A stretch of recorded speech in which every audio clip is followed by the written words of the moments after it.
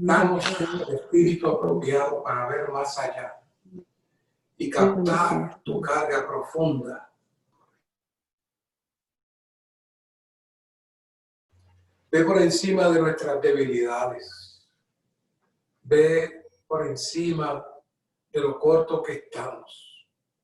Y ministra tú bajo el principio de encarnación. La operación tuya en el hombre. Aquí estamos para hacer uno contigo. Gracias por tu cuerpo. Gracias por los santos. Bendice y edifica tu casa. Gracias, Señor. Gloria al Señor, santos. Aleluya.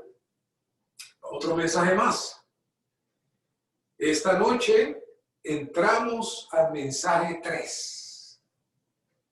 La historia universal según la economía de Dios, la historia divina escondida dentro de la historia humana.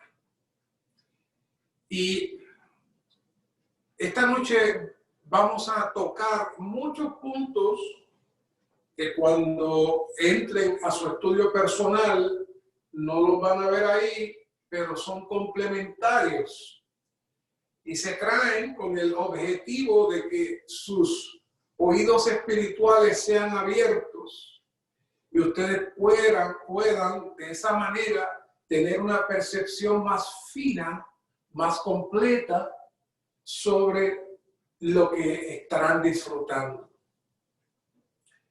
Pero si miramos todos los mensajes que hemos compartido, tanto los 5 que compartimos del gran misterio como los 8 de la voluntad de Dios y los 6 del presente mensaje sobre una palabra oportuna con respecto a la situación mundial y el recobro del Señor, todos tienen una misma carga intrínseca.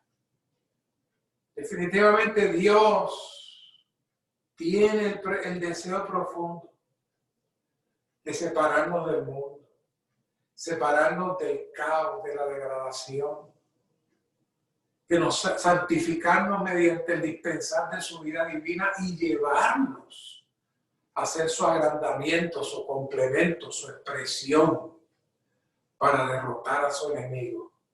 De esa manera, iniciar un nuevo estado de orden y armonía en todo el universo.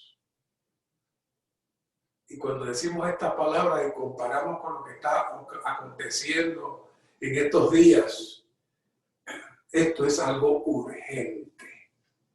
Cada día más percibimos el caos satánico y el desorden de este universo.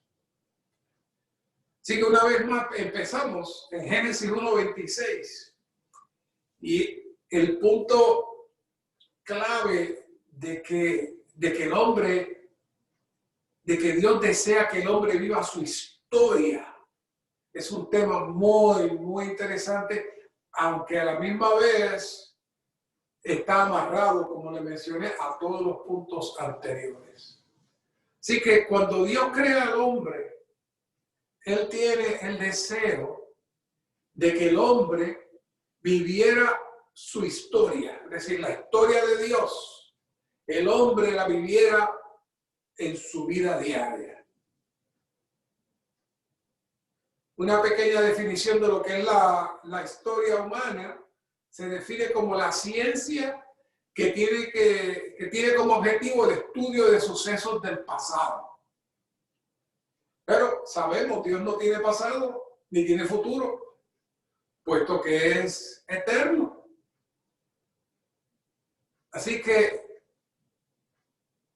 Dios tiene un problema en el universo, hay una rebelión seria. Así que Él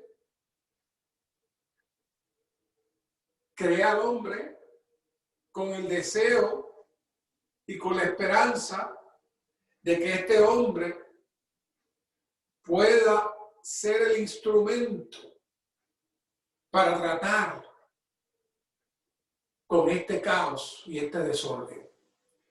Y la manera como Dios lo iba a hacer era entrando dentro de este hombre para que este hombre viviera en su vida diaria la vida de Dios. Y la historia del hombre y la historia de Dios fueran una sola cosa. ¿Qué les parece?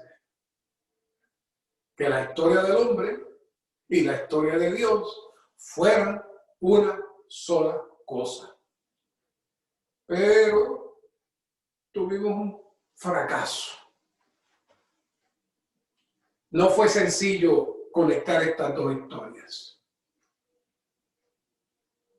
El hombre fue creado por Dios con este propósito. Pero aunque Dios tenía tal propósito,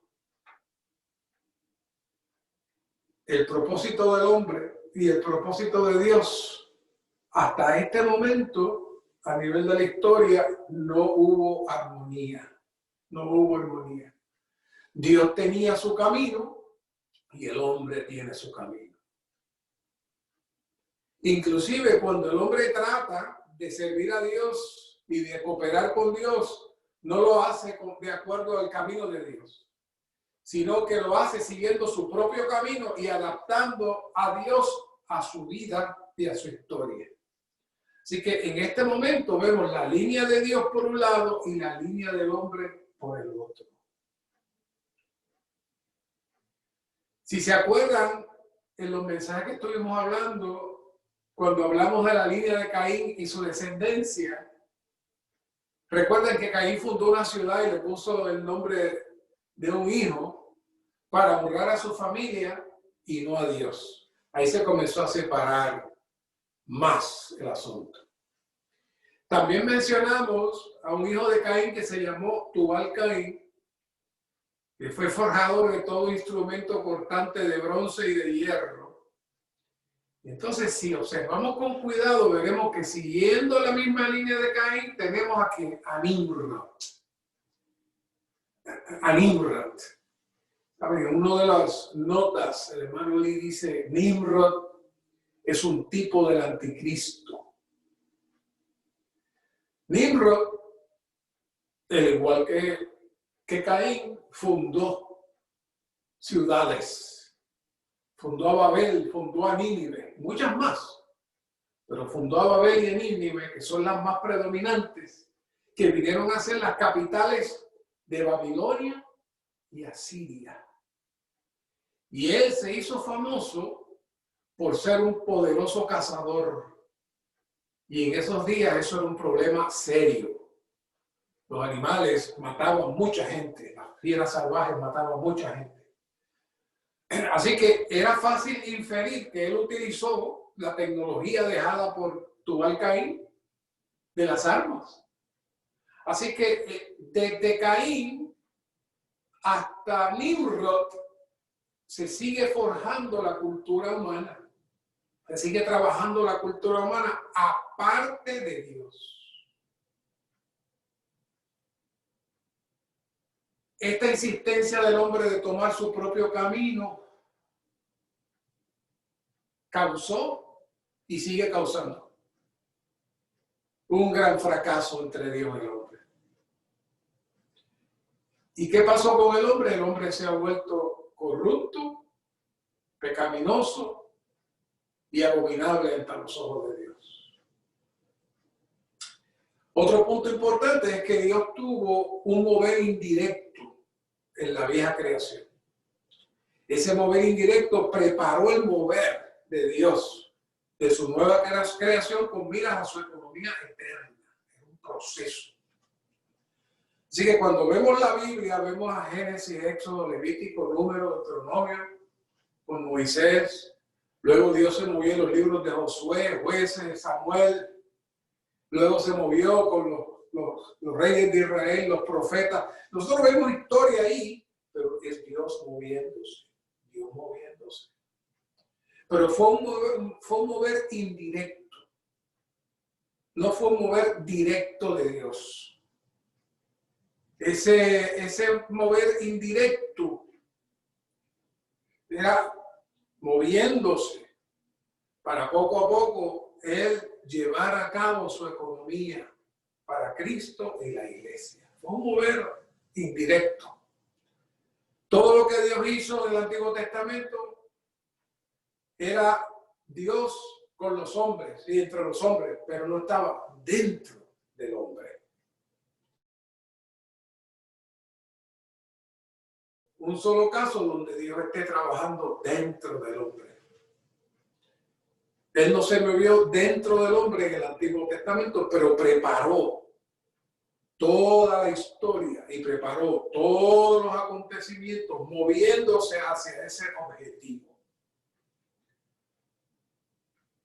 Y ese objetivo nos lleva entonces a la meta.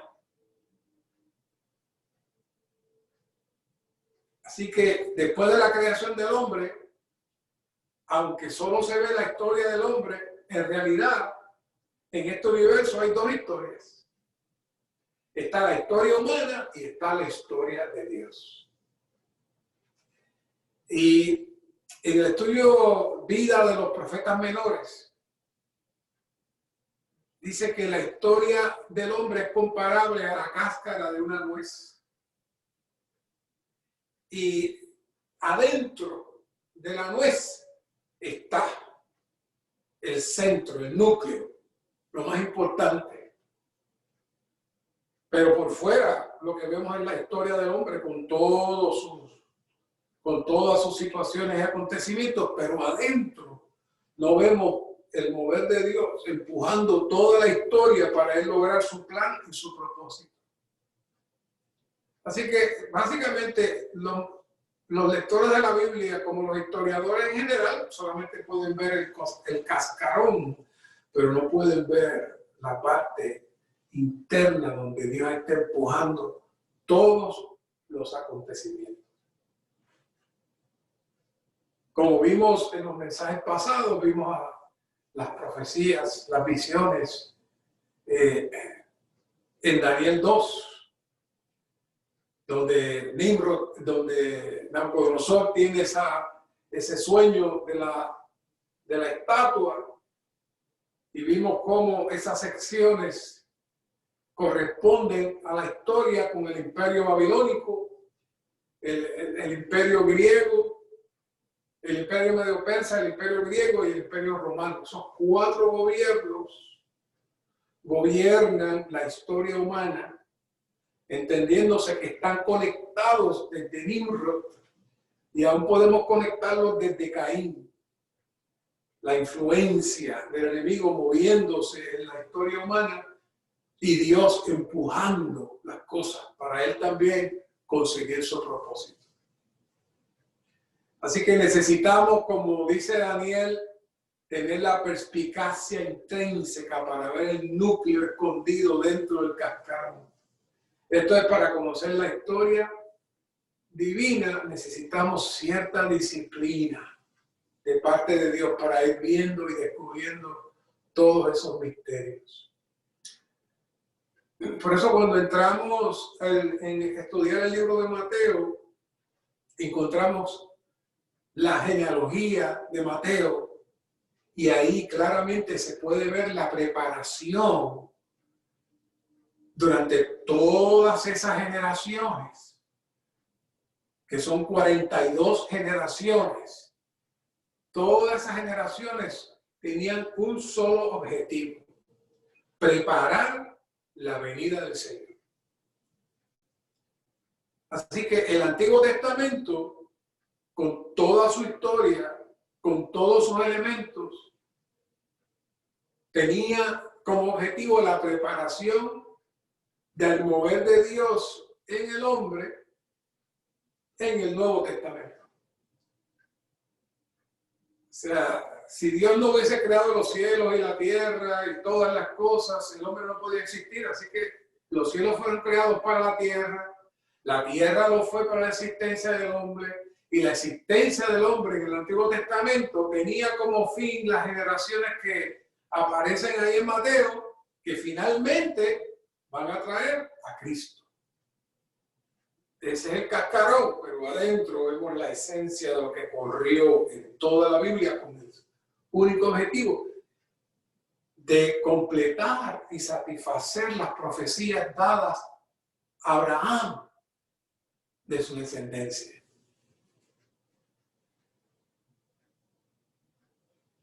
Nos movemos ahora a esa consumación del mover de Dios en el Nuevo Testamento. La encarnación de Cristo fue un evento muy especial. ¿Por qué? Porque Dios pasó de la eternidad al tiempo. En la eternidad Dios era completamente ilimitado. Todo es eterno para Él. Pero cuando llegó el día de la encarnación, entró en el tiempo. Y en el tiempo sí tiene límites. Este Dios hombre, primero, se confinó. Este Dios se confinó en el vientre de una mujer. Y luego, entonces, se limita como hombre y espera el crecimiento de este cuerpo humano. ¿Se imaginan?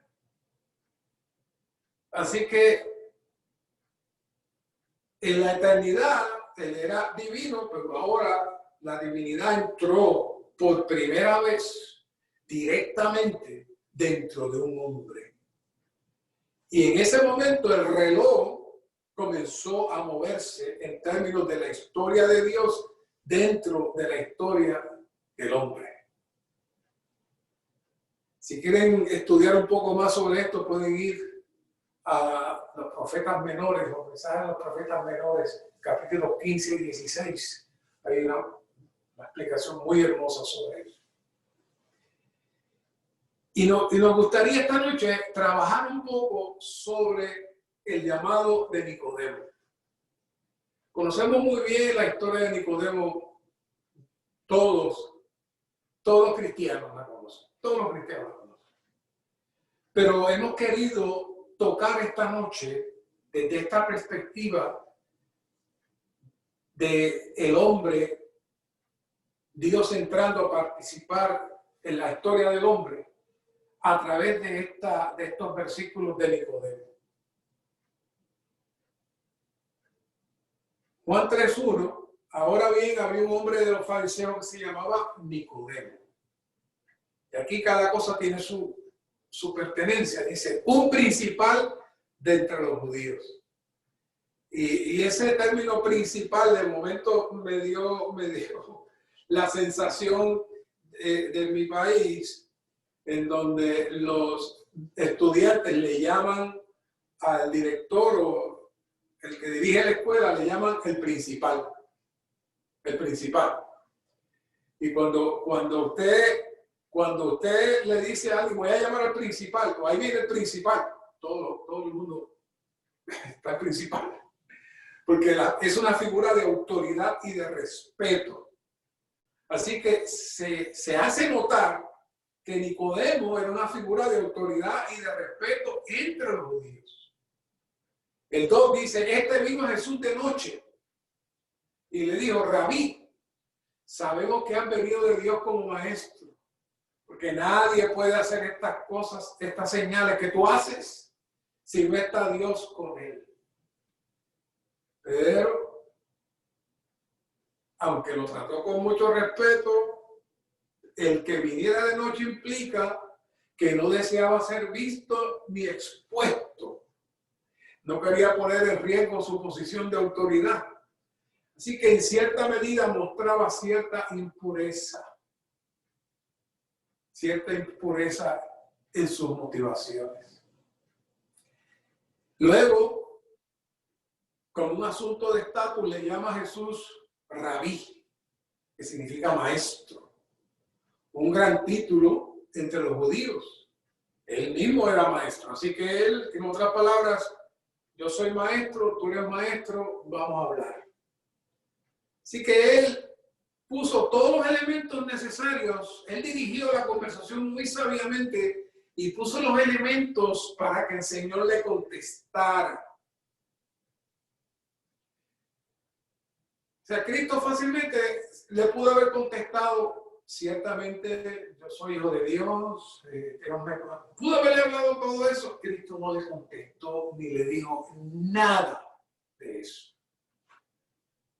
Jesús le dijo, de cierto te digo, el que no nace de nuevo no puede ver el reino de Dios.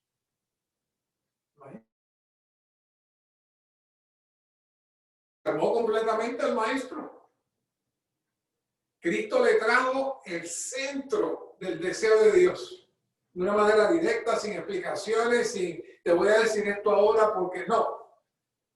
El que no nace de nuevo no puede ver el reino de Dios. Y ya lo desarmó. Nacer de nuevo sencillamente es el paso de salir de la vieja creación, entrar en la nueva creación, salir de su historia humana judía y entrar a la historia divina. O sea, Cristo le ofreció, en otras palabras, tu historia, tu sabiduría, tu conocimiento, todo tu poder, todas tus responsabilidades no tienen ningún valor para mí. Tú tienes que nacer otra vez. Tú tienes que nacer otra vez de tal manera que Dios entre dentro de ti para que Dios viva su vida dentro de tu vida. Que Dios viva su historia dentro de tu historia. Todo eso le dijo. Y Nicodemo estaba escuchando otro idioma. ¿Cómo puede un hombre nacer siendo viejo? ¿Puede acaso entrar por segunda vez en el vientre de su madre y nacer? Estaba completamente fuera de la dimensión divina. Era completamente desconocedor de la voluntad de Dios, su economía, su propósito. Él podía pensar en su historia, él podía pensar en el pueblo de Israel, él podía pensar en el Antiguo Testamento, sabe yo cuánto conocimiento tenía. Pero cuando Jesús le hace esa presentación a él quedó completamente desarmado. No tenía conciencia alguna de quién le hablaba. A pesar del conocimiento de la ley y de la historia judía, no sabía quién le estaba hablando. Y Jesús le profundiza más y le dice, de cierto te digo, el que no nace de agua y del Espíritu no puede entrar en el reino de Dios. No puede entrar en el reino de Dios. Entonces, esto está conectado con el verso, digo yo, eterno, porque tiene tanto. Venga tu reino, hágase tu voluntad. Es decir, tienes que salir de tu atmósfera y la manera es mediante el bautismo. Para salir de la vieja creación y el Espíritu participe de la regeneración para que entonces el reino pueda comenzar a funcionar en ti. Todo eso le dijo. Armoniza también con Juan 3:6 cuando dice lo que es nacido de la carne, carne es, y lo que es nacido del Espíritu, Espíritu es. Todo eso estaba ahí. Aún están asociados a 1 de Pedro 1:3 cuando dice bendito sea el Dios y Padre de nuestro Señor Jesucristo que según su grande misericordia nos ha regenerado. Y Juan 1:13, ve los cuales no son engendrados de sangre, ni de voluntad de carne, ni de voluntad de varón, sino de Dios. Todos esos versículos están amarrados en el Nuevo Testamento. Jesús se los trajo en una sola expresión. Y si Nicodemo hubiese tenido una percepción espiritual, Nicodemo hubiese podido ser transferido de su religión natural a la dimensión celestial. Y Cristo le dice, no te maravilles de que te dije, os es necesario nacer de nuevo. El viento sopla de donde quiere y oye su sonido, mas ni sabe de dónde viene ni a dónde va. Así es todo aquel que es nacido del Espíritu. Solo los que nacemos del Espíritu podemos comprender las cosas del Espíritu. Entrar en el Espíritu es entrar en Cristo como nuestra morada y nuestra habitación. ¿Qué le dijo Nicodemo? ¿Cómo puede hacerse esto? Y ahí el Señor le dijo directamente su condición. ¿Eres tu maestro de Israel y no sabes esto? En otras palabras, esto tan sencillo. ¿Y no sabes esto? Y ahora el Señor le dice maestro a él, pero es completamente expuesto. Porque ahora es un maestro que no sabe. No tiene conocimiento alguno de las cosas espirituales. De cierto te digo que lo que sabemos, hablamos. En otras palabras, lo que sabemos, hablamos. Y lo que hemos visto, testificamos. Pero no reciben nuestro testimonio. Esto es un asunto de revelación. Sin revelación no se puede testificar, ni se puede hablar del tema. Y ese era el caso de Nicodemo. Él no sabía. Y ahí el Señor le da el golpe final. Si os he dicho las cosas que están en la tierra y no creéis, ¿cómo creeréis si os digo las que están en el cielo? Nadie subió al cielo, sino el que descendió del cielo, el Hijo del Hombre que está en el cielo. ¿Sabe?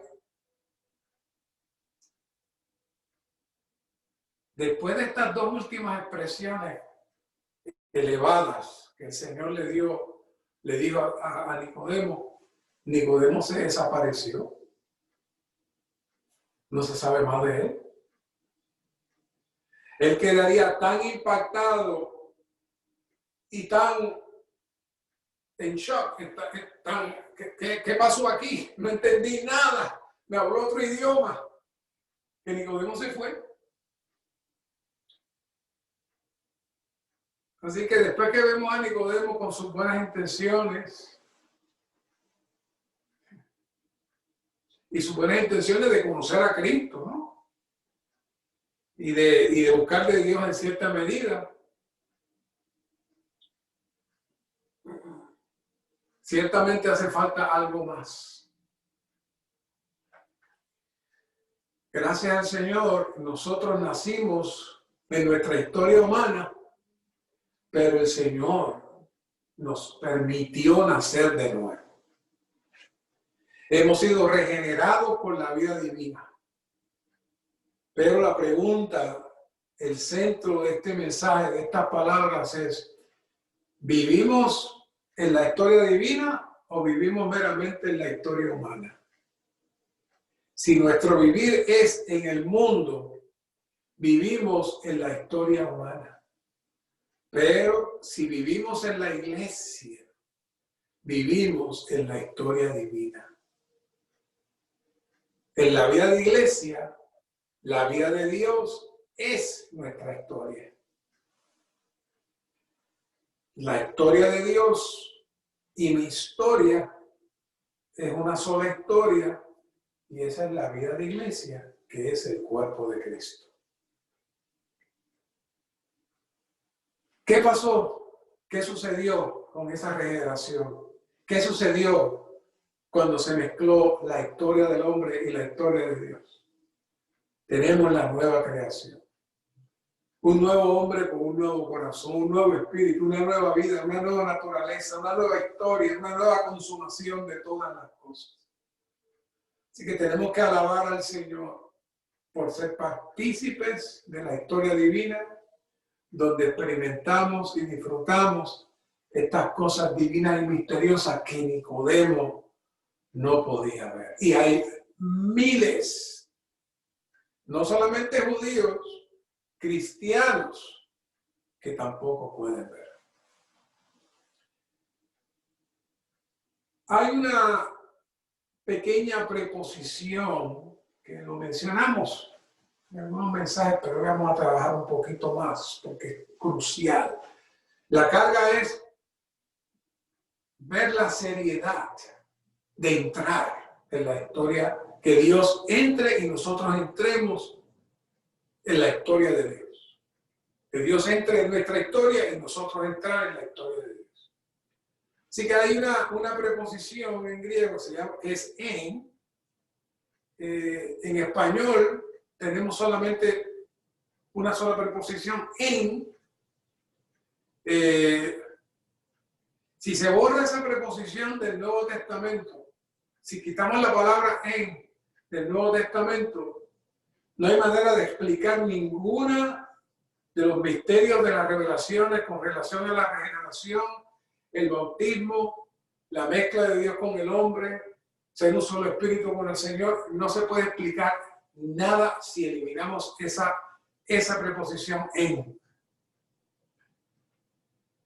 En el Nuevo Testamento se usan 3 preposiciones o 3 palabras para hablar sobre el en. En español solamente tenemos en. ¿Sí? En inglés podemos conseguir hasta 2, in and into, pero en español es en. Y eso lo hace más complicado con nosotros. Poder ver intrínsecamente esto.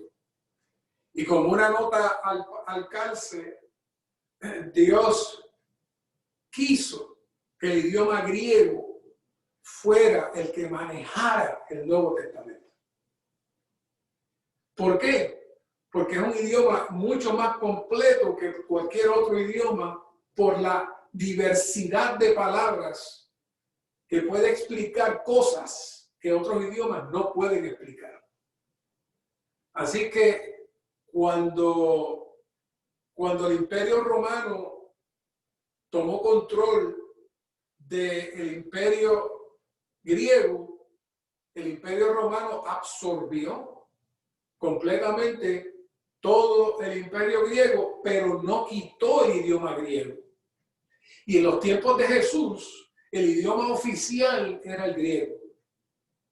El idioma oficial era el griego. Inclusive era tan así que el Antiguo y el Nuevo Testamento se tradujeron al griego, tanto el Antiguo como el Nuevo. Y se dice que cuando Jesús y aún el apóstol Pablo citaban las escrituras del Antiguo Testamento, lo estaban haciendo en griego, porque era un idioma mucho más completo y mucho más claro. Dios ajustando la historia de él y su propósito dentro de la historia del hombre para él lograr su deseo. Fíjense un pequeño detalle. En Hechos 10:48 dice, mandó bautizarles en el nombre de Jesucristo. Ser bautizado en el nombre de Jesucristo equivale a ser bautizado en la esfera. En la primera palabra, es en la esfera del nombre de Jesucristo, dentro del cual está la realidad del bautismo. En la segunda, donde se utiliza también en, pero en griego es eis, y esa es la más profunda de todas, Mateo 28:19, denota ser bautizado en el nombre del Padre, del Hijo y del Espíritu Santo. Y eso lo que implica es ser bautizado hacia adentro del nombre, hacia adentro del Hijo y hacia adentro del Espíritu. Es decir, significa ser introducido en una unión espiritual y mística con Cristo. Todo eso dice esa palabrita eis, que es en.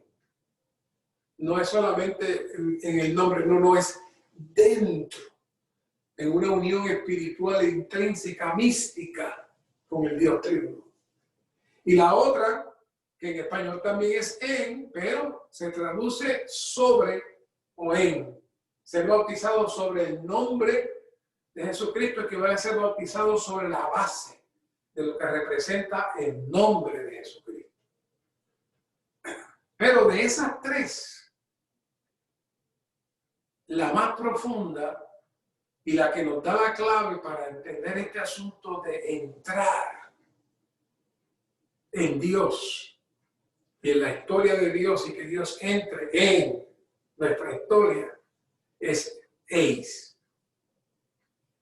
Gálatas 3:27 dice, porque todos los que habéis sido bautizados en eis Cristo, de Cristo estáis revestidos. Ser bautizados en Cristo es ser puestos dentro de Cristo. Cuando usted esté bautizando, recuerde, usted está poniendo a esa persona dentro de Cristo. Por fe, en el bautismo estamos entrando en Cristo. Nos revestimos de Él y nos identificamos con Él. Esta nota me llamó mucho la atención cuando la leí hace algún tiempo. Dice el ministerio, el bautismo cuando se lleva a cabo de una manera adecuada, genuina y viviente, pone a los creyentes en el nombre del Dios triuno, en el nombre divino, en Cristo, una persona viviente, en la muerte de Cristo, una muerte eficaz, y en el cuerpo de Cristo, un organismo vivo, para que los creyentes entren en una unión orgánica, no solo con Cristo, sino también con su cuerpo. Además, el bautismo saca a los creyentes de su condición original y los pone en una condición nueva, poniendo fin a su vieja vida y haciéndolos germinar con la nueva vida de Cristo, a fin de que vivan por los elementos del Dios triuno en el cuerpo de Cristo, que es un organismo. Guarde eso, porque la palabra clave aquí es hacerlo en la manera apropiada para que todas estas cosas surjan. ¿Y qué es la manera apropiada? ¿Sabe? El que bautiza tiene que tener tanto o más fe que el que es bautizado. Porque si solamente hay una persona que está poniendo a las personas en el agua, pero no tiene fe, ni está creyendo lo que está pasando, entonces ese bautismo no está siendo hecho de la manera apropiada. Pero ese no es el tema, pero quería traerlo, hablando de entrar en Cristo. Así que tomando un poquito más de tiempo sobre esta palabra, vamos a utilizar otro verso, Juan 14:1. Dice, no se turbe vuestro corazón. ¿Creéis en Dios? Creed también en mí. Creed también en mí. La preposición aquí igual es eis. Cuando dice en es eis. Es decir, creer hacia adentro de mí. Así que una traducción correcta sería, creéis hacia adentro de Dios, creed también hacia adentro de mí. De mí. Es decir, hacia adentro.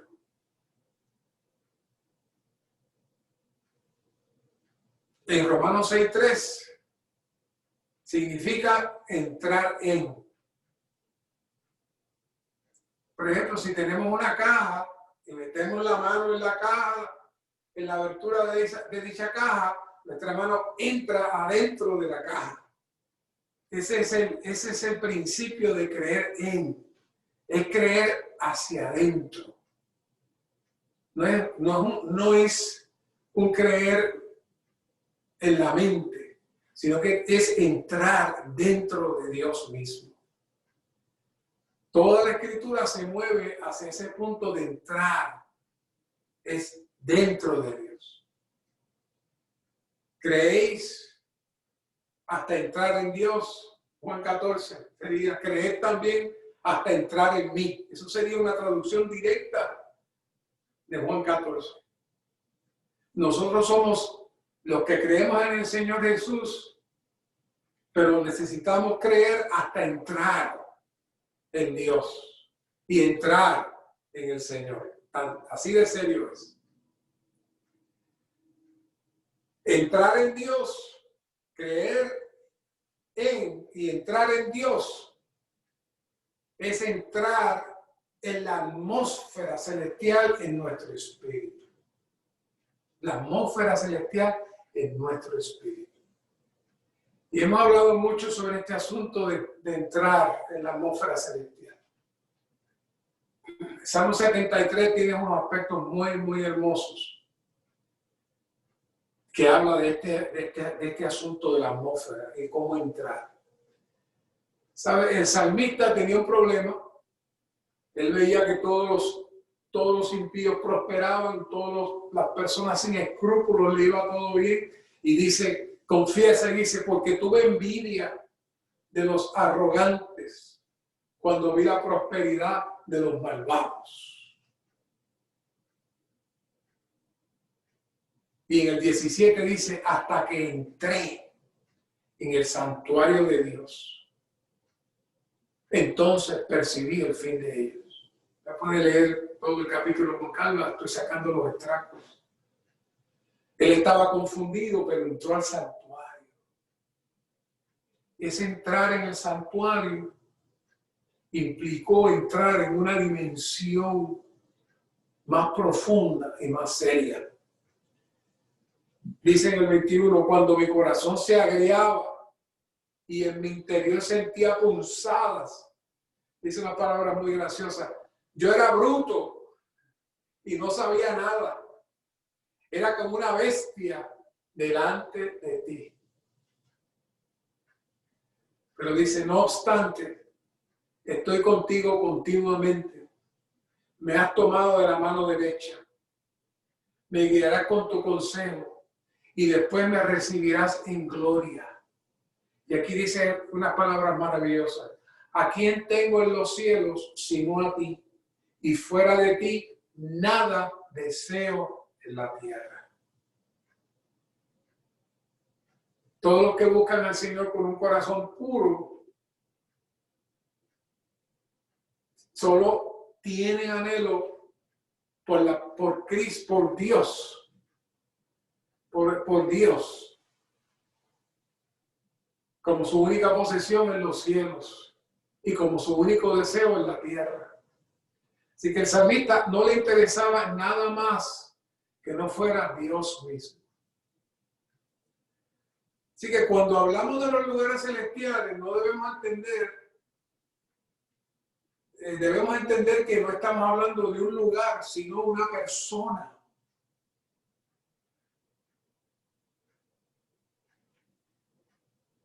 Cuando Dios quiso entrar en la atmósfera de la tierra, Él entró en un hombre.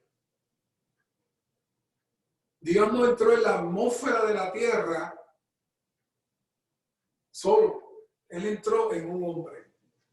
Ahora la pregunta es, si nosotros queremos entrar en la atmósfera celestial, ¿qué vamos a hacer?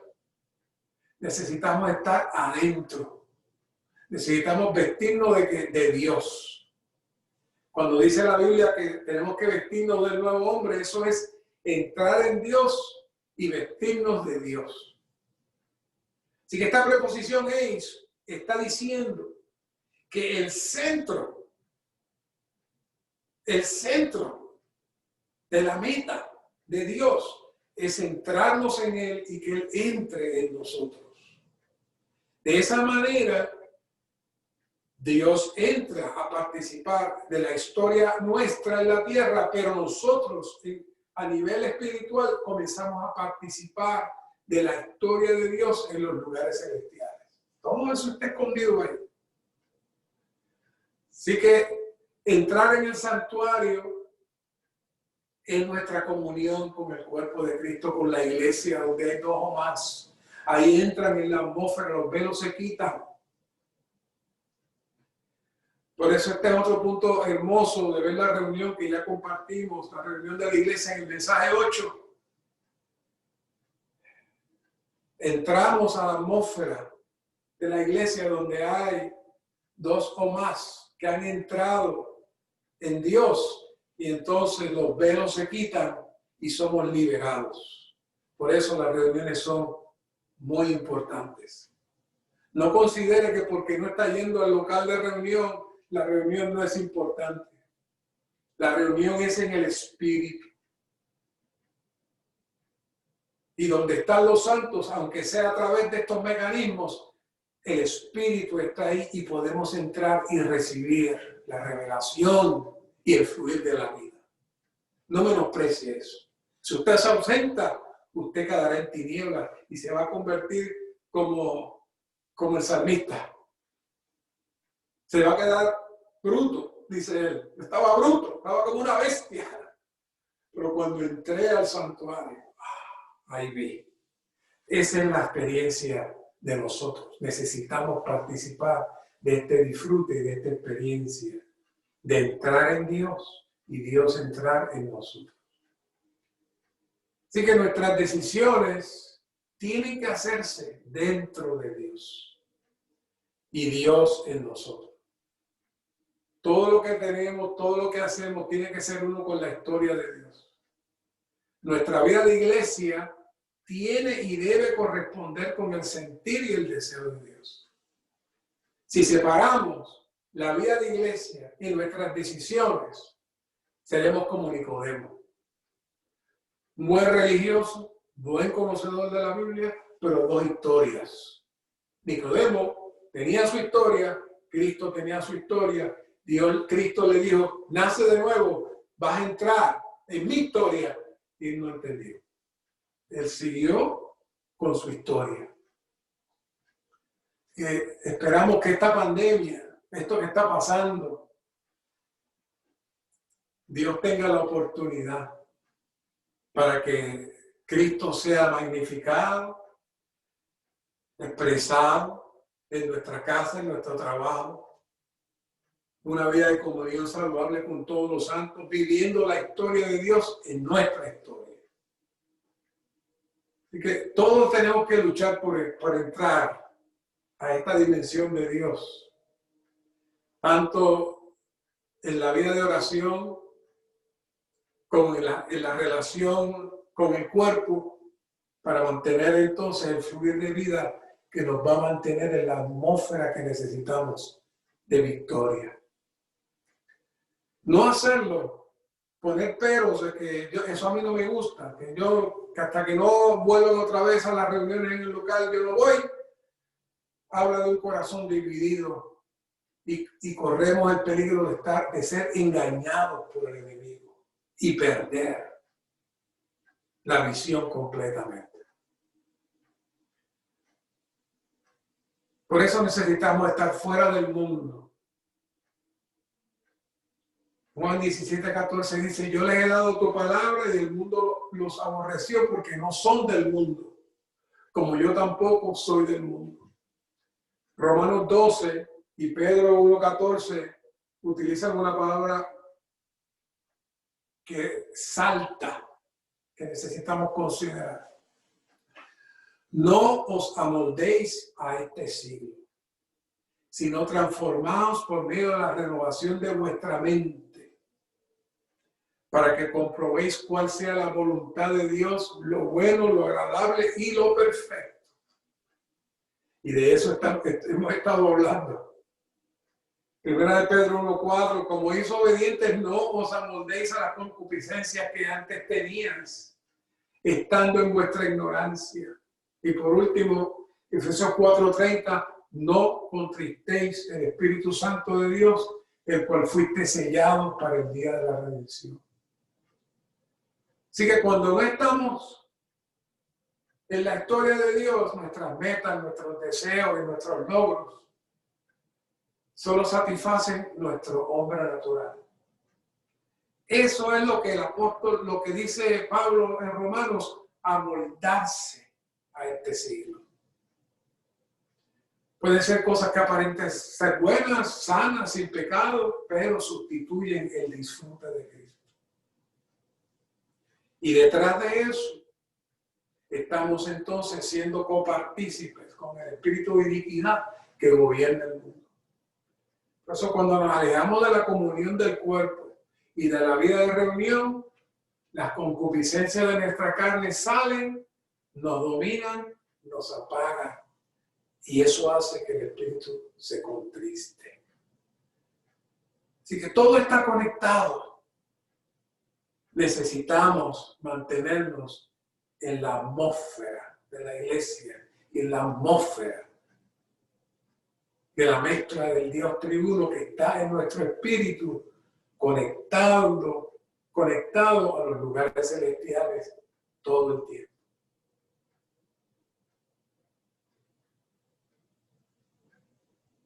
Así que amoldarse al mundo es sencillamente no valorar toda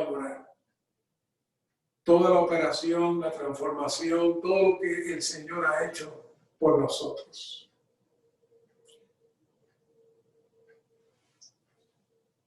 Pero como vimos, Dios se movió con el hombre para mover la historia. Hoy Dios está haciendo lo mismo. Y la historia pasada se está conectando con la historia presente. Y ya vimos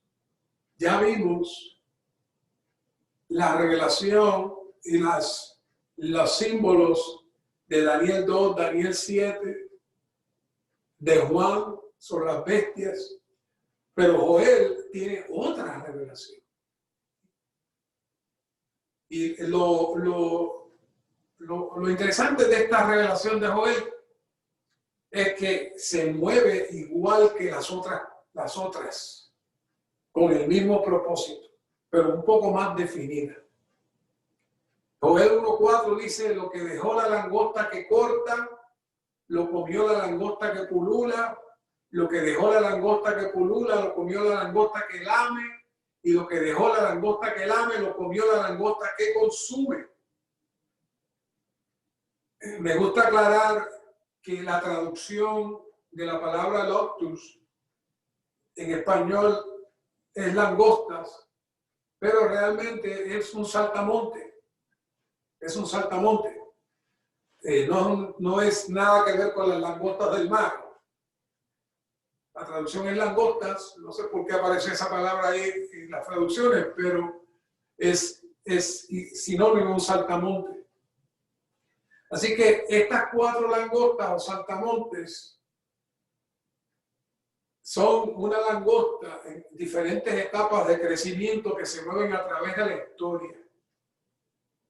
Son las mismas naciones, los mismos imperios que habíamos hablado: babilónico, medo-persa, Grecia y Roma, y hasta el anticristo, que será el último César del imperio romano, que ya hablamos de eso. Todas esas langostas están otra vez trayendo la carga.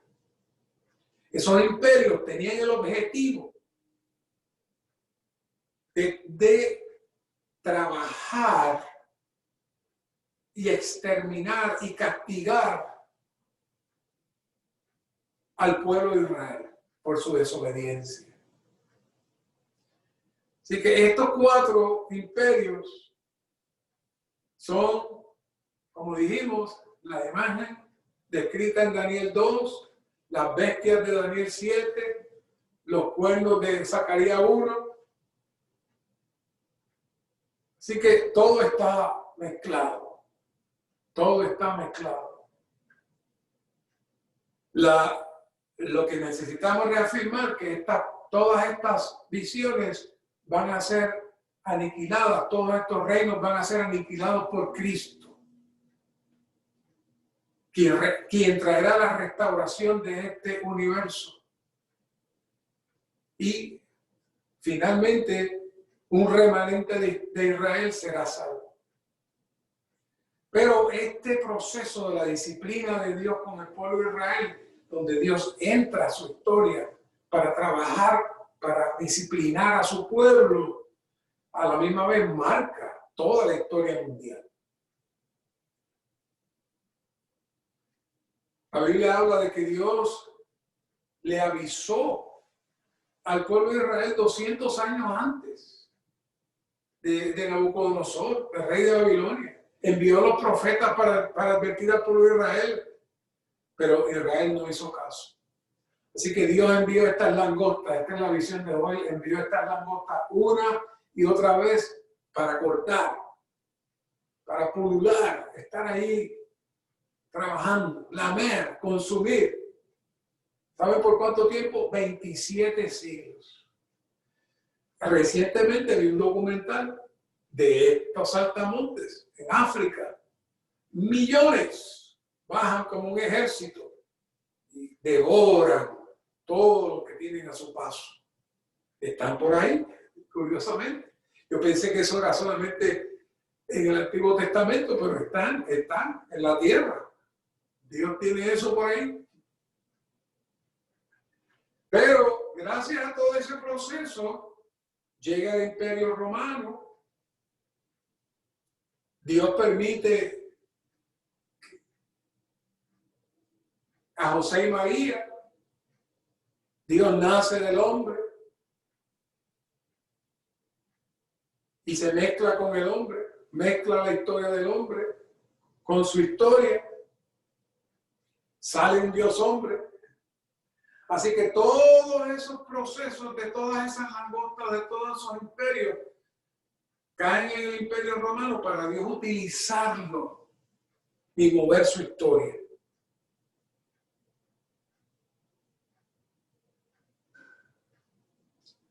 El Imperio Romano es la suma de todos los 4 imperios y ese Imperio Romano todavía sigue operando en nosotros. Pero proveyó los medios. El gobierno romano proveyó las calles que permitieron unas vías de comunicación que no existían antes, vías de comunicación terrestre que no existían antes. Eso ayudó y aceleró el mover del evangelio. Inclusive se estableció la muerte por crucifixión por parte de los romanos para que la profecía se cumpliese. Dios tocó la historia.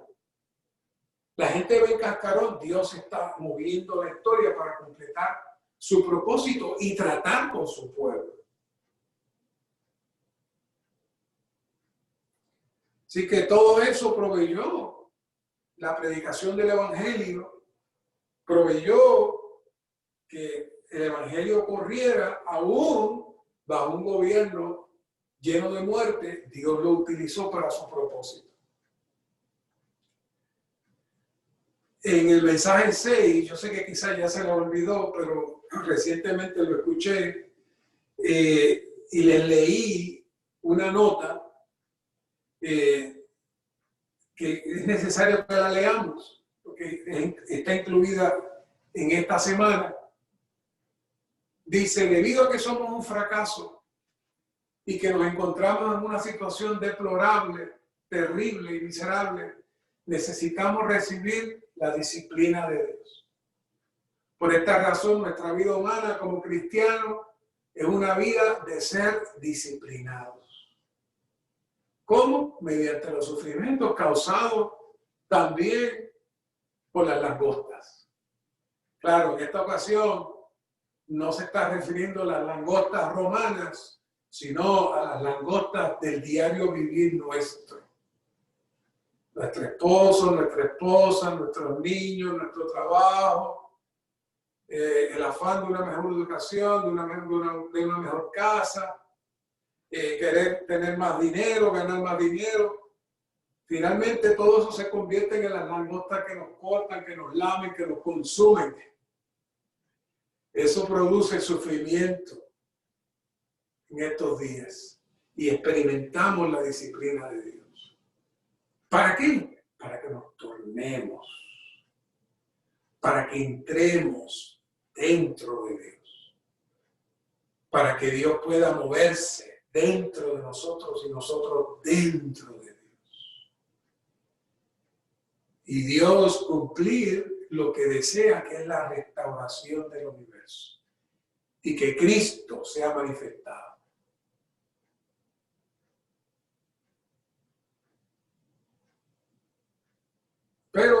si no somos humildes y no somos mansos, más langostas vendrán hasta que nos dobleguemos y nos humillemos y aprendamos a vivir dentro de la atmósfera celestial. Dios viviendo dentro de nosotros y nosotros viviendo dentro de Dios. Se cumple Mateo 6:33, buscar primeramente su reino y su justicia, y todas estas cosas os serán añadidas. Entonces, Cristo vendrá con su novia para destruir las bestias del gobierno humano con su palabra. Y este versículo que lo vas a estar leyendo esta semana es muy hermoso. Apocalipsis 22:7. He aquí, vengo pronto. Bienaventurado el que guarda las palabras de la profecía de este rollo. En el principio era la palabra estaba con Dios y la palabra era Dios. Y aquí está el versículo Apocalipsis 19:13. Está vestido de una ropa teñida en sangre, y vean esto, y su nombre, ¿qué es? La palabra de Dios. La palabra de Dios. En el principio era la palabra, y ahora llega como la palabra.